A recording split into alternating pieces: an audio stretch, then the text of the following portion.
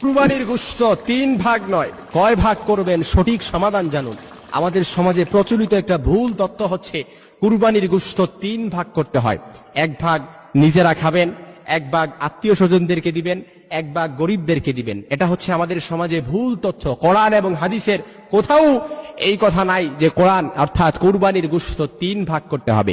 কিন্তু কয় ভাগ করবেন সঠিক, অবশ্যই কুরবানির গোশত দান করতে হবে, কিন্তু কয় ভাগ করবেন এক্ষেত্রে সঠিক সমাধান আল্লাহ তাআলাই দিয়ে দিয়েছেন সূরাতুল হজের 28 এবং 36 নম্বর আয়াতে। আপনার কনসেপশন আইডিয়া ক্লিয়ার করার জন্য আপনি দেখে নিতে পারেন। আল্লাহ তাআলা বলেছেন অর্থাৎ কুরবানির গোশত আপনার সর্বপ্রথম হচ্ছে যারা কুরবানি দিবেন গোশত খাবেন, কারণ আল্লাহ তাআলার কাছে তো গোশতটা আর পৌঁছায় না। গোশতটা তো অবশ্যই খাবেন আপনি, এটা আল্লাহ তাআলা নিষেধ করে নাই। লা ইয়ানালাল্লাহু লুহুমুহা ওয়ালা দিমাউহা ওয়ালাকি ইয়ানালুহু তাকওয়া মিনকুম। আল্লাহ তাআলার কাছে তাকওয়া পৌঁছায়, রক্ত গোশত এগুলো পৌঁছায় না। গোশত খান, তবে সর্বপ্রথম কুলু, নিজেরা খান। তারপর কি করবেন বা ইসুন, যারা হঠাৎ সমস্যায় পতিত হয়ে গেছে, লাখ লাখ টাকার মালিক ছিল, অনেক সম্পদের মালিক ছিল, এখন দিন এনে দিনে খায়, অর্থাৎ টাকা পয়সা কিচ্ছু নাই, কুরবানি দেওয়ার সামর্থ্য নাই, এরকম হঠাৎ সমস্যায় পতিত হওয়া ব্যক্তি যদি থাকে, আপনি তাকে কুরবানির গোশত দান করেন, তাকে দেন।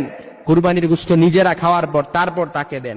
তারপর 3 নাম্বার, ইসলাম আমাকে যে প্রেসক্রিপশন দিয়েছে, কোরআন আল্লাহ তাআলা বলেছেন, তারপর কাকে দিবেন?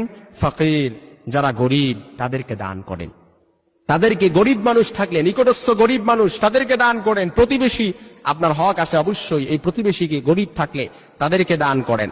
তারপর ইসলাম আমাকে যে প্রেসক্রিপশন দিয়েছে, কোরআনে আল্লাহ তাআলা বলেছেন মুতার, যারা চাইতে আসে তাদেরকে দান করেন। মুতারুন অর্থাৎ অনেক ফকির গরিব যাদেরকে আমরা চিনি না, অনেক দূর দূরান্ত থেকে চাইতে আসলে আপনি তাদেরকে দান করেন। তবে অবশ্যই চিহ্নিত কোনো ব্যক্তি যদি থাকে যে সে কুরবানির গোশত নিয়ে সে বাজারে কম দামে বিক্রি করে, কিংবা যে দামে বিক্রি করুক না কেন, ওই ব্যক্তিকে কখনো কুরবানির গোশত দেয়া যাবে না, কারণ কুরবানির গোশত বিক্রি করা এটা হারাম।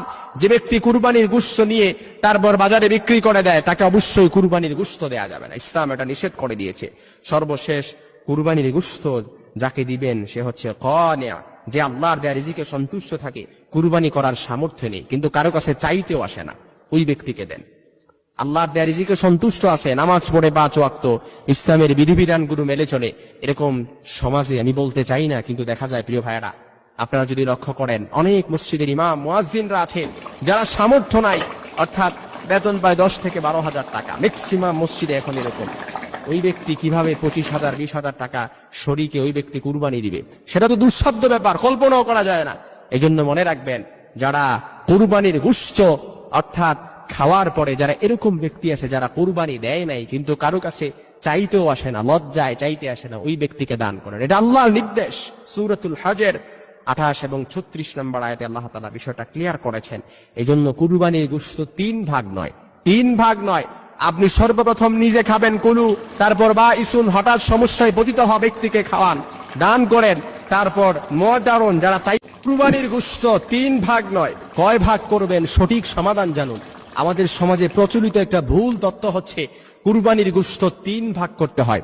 1 ভাগ নিজেরা খাবেন, 1 ভাগ আত্মীয় স্বজনদেরকে দিবেন, 1 ভাগ গরিবদেরকে দিবেন। এটা হচ্ছে আমাদের সমাজে ভুল তথ্য। কোরআন এবং হাদিসের কোথাও এই কথা নাই যে কোরআন অর্থাৎ কুরবানির গোশত